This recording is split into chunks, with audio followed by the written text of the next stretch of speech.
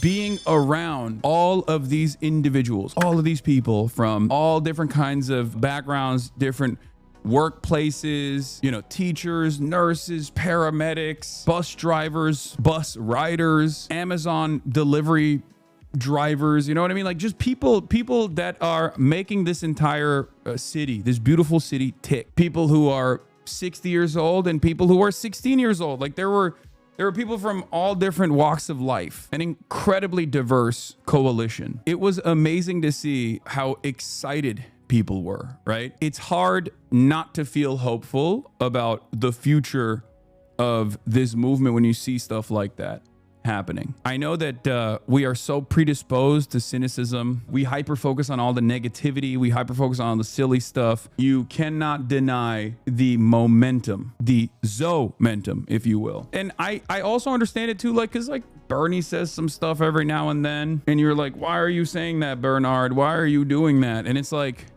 I think you just have to take it in stride, you know? Does your cynicism ever get better? The better of you, even in times like this, like that he will f it up or something will go wrong. I know it's like you just push through, but nowadays it's an issue.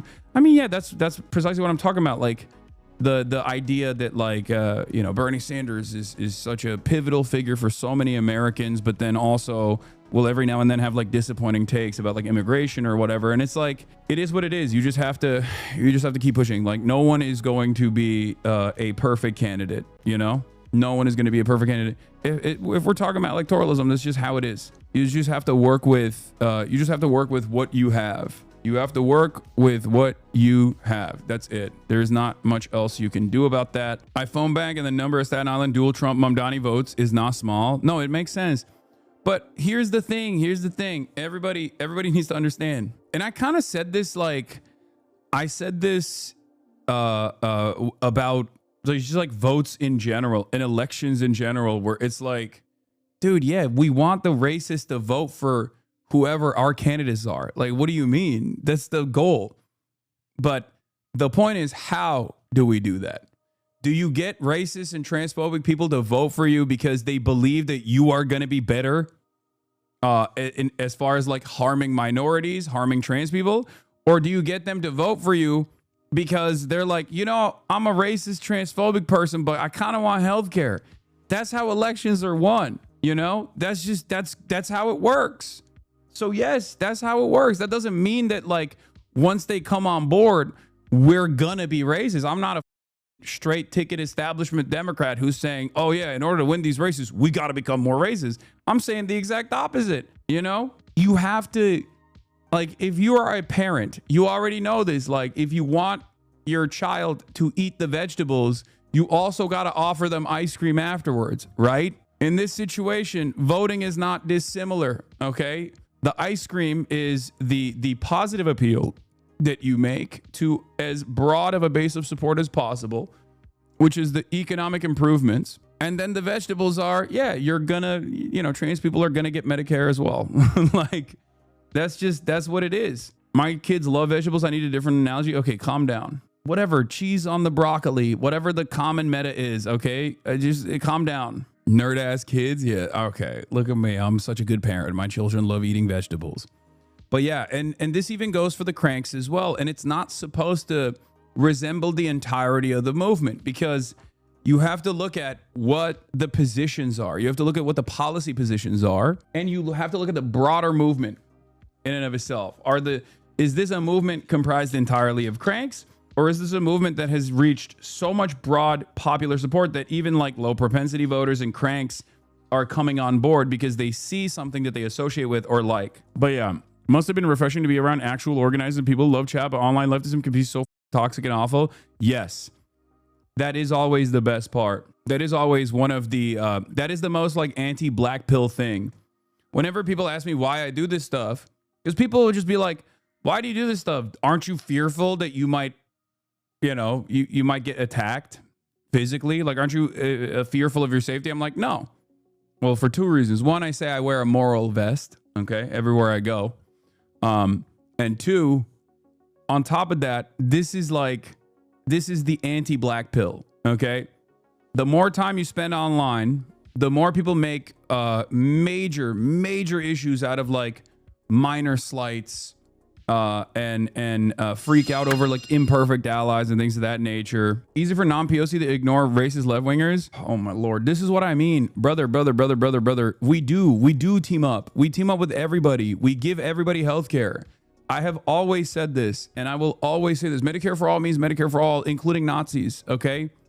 The goal for good governance is to eradicate that scourge of bigoted opinion. Okay. And the best possible way to do that is by identifying points of harm and points of hate and trying to bring them on board without making concessions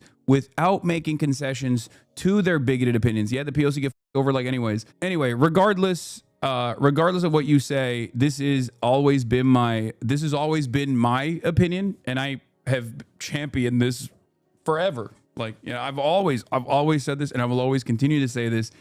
It is, in my opinion, the best way to eradicate, because it's nothing. No one is perfect. There's always going to be bigoted opinions, reactionary sentiment, things of that nature. You can't like completely eviscerate it. But ultimately, I'm still just ways for others to ignore our concern. That's not. Also, you have to remember something. Like, I think if you've been in here long enough, you know, like I eat it on a daily basis, right?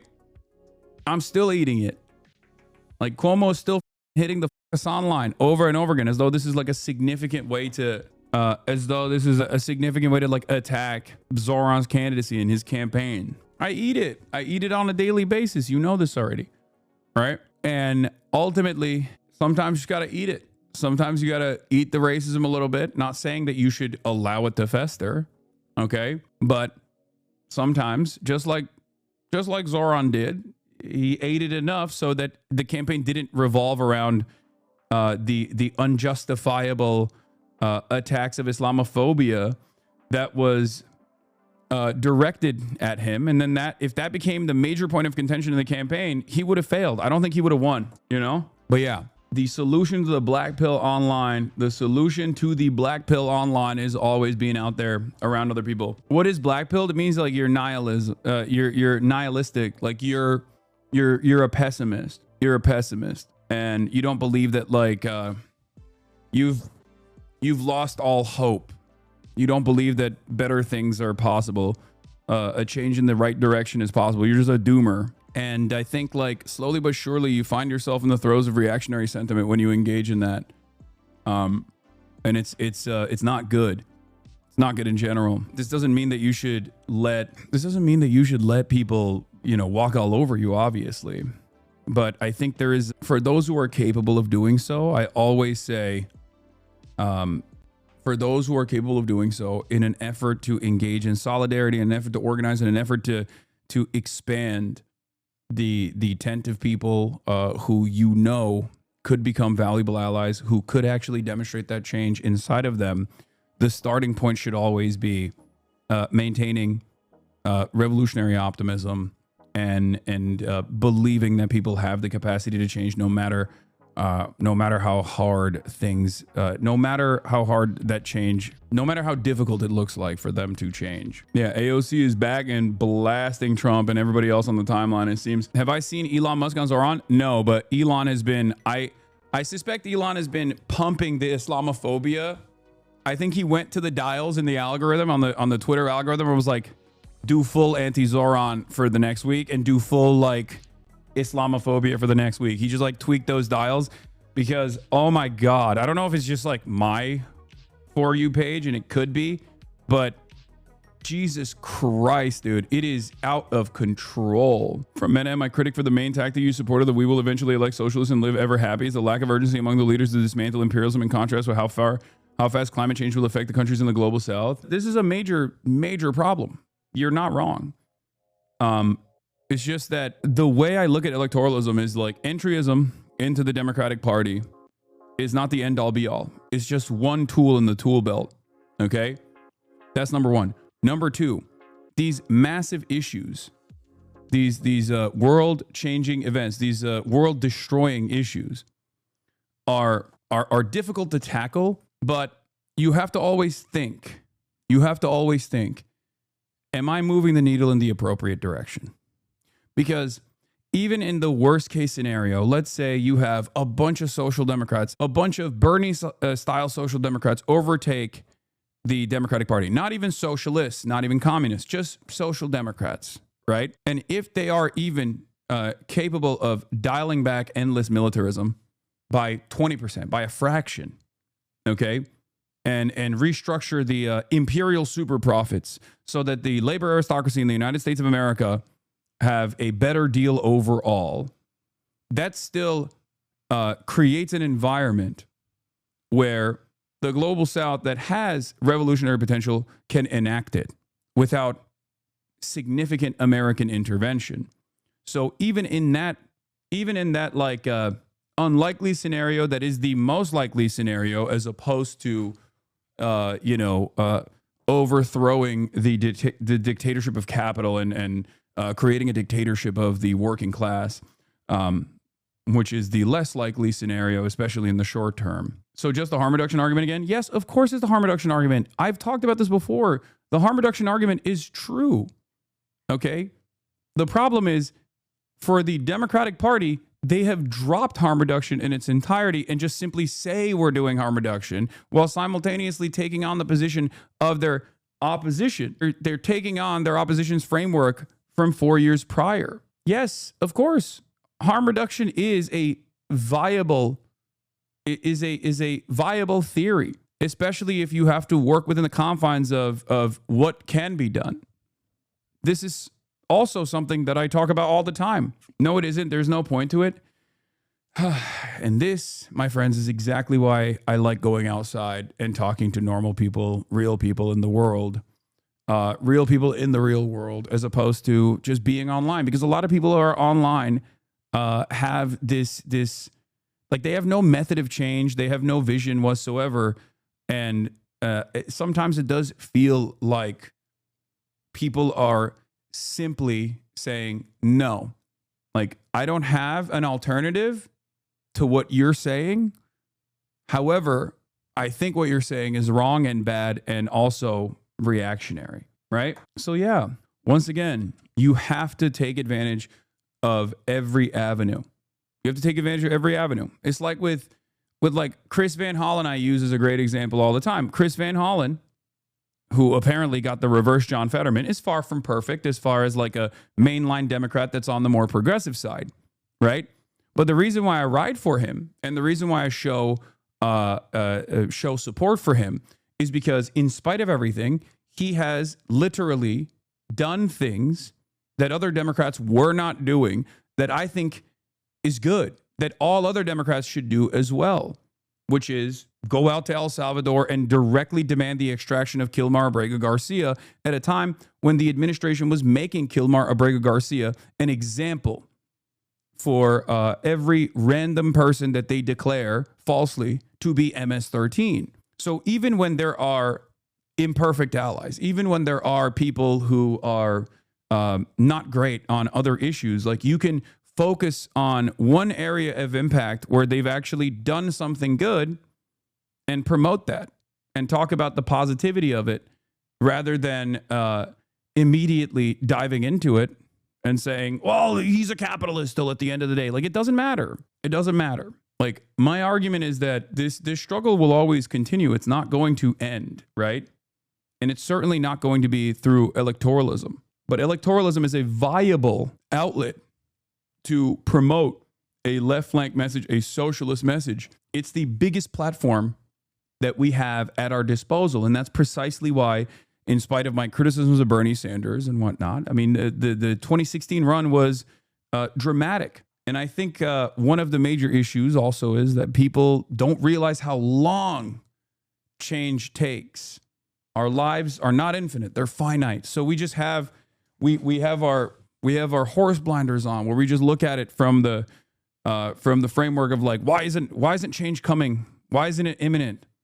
Especially when you think about how devastating a lack of change looks like in the long term, or even in the short term. It would be akin to this. I'll give you one example of governance right now. I have supported the Democrats in this shutdown effort. Why have I supported the Democratic Party in this shutdown effort? they're using the shutdown, the government shutdown, to make a statement about what the Republicans have done to the healthcare subsidies, right?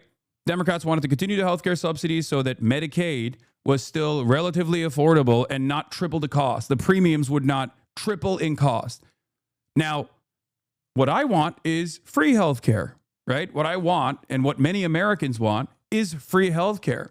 So should I just say the Democrats are stupid for doing a shutdown over demanding healthcare subsidies so that people's already incredibly expensive healthcare continue to be expensive? There's one argument that is correct as far as welfare being an extension of capitalism, right? Welfare is a system designed so that capitalism can continue. Social democracy is the social fascism, right? So does that mean that 40 million people getting robbed of their SNAP benefits and potentially starving in the wealthiest country on the planet should not be fought against? These are the types of things that I think about all the time, okay? Although I understand that welfare is created as a way to continue a capitalist mode of governance, in the interim, it's still the appropriate thing to advocate for. It's still there, and we have to make sure that people still get that payment so that they can still eat, because I don't want 40 million Americans to starve. Why does everyone hate you? I don't know, chatter. They hated Jesus because he told the truth. Also, it's funny to say that. When yesterday I had a difficult time moving around. Yes, on the internet, if you spend a lot of time on Twitter, if you spend a lot of time on Reddit, you probably think, oh my God, everybody hates this guy. In the real world, my experience is very different. Very, very different. You're not Jesus though, chill. That was a joke. I was joking. I can't believe people take that stuff seriously. Can you name a historic example where fascists once in power got stopped through elections? Great question. I would go so far as to say the reason why fascists won was because they actually a base of support through the electoral process. You just call yourself Jesus? This blasphemy, what's wrong with you?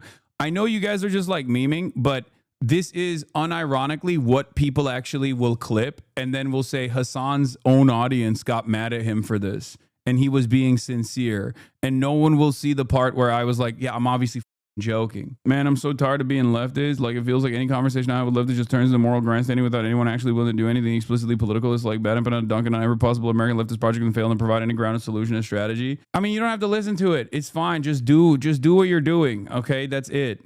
Just do what you're doing. Just continue doing it. You don't have to listen to the noise in the background. That's it. You can absolutely mute that background noise and just continue your advocacy, continue working to make a better future for the next generation. A lot of this sentiment stems from people experiencing advocacy primarily online. This is like very online phenomenon. It also stems from the fact that I think a lot of people just like don't understand where the average American is. They do not understand where the average American is, what their political positions are. Like, they are in a weird way, they're almost as out of touch. Even if they're morally on the right side, they're almost as out of touch as the Democrats are. Like, Democrats are unimaginably out of touch because they're like, who cares what the fucking public thinks? Like, oh, whatever. Like, we have a method to win, and it's called being more centrist. Okay. And I think a lot of people on the left also are out of touch with the average person, and they just go, no, if you just relitigate the Red Book and the citations from the great chairman Mao Zedong, then Americans will magically be on board, despite their material realities not reflecting anything close to the peasant class in the countryside of China.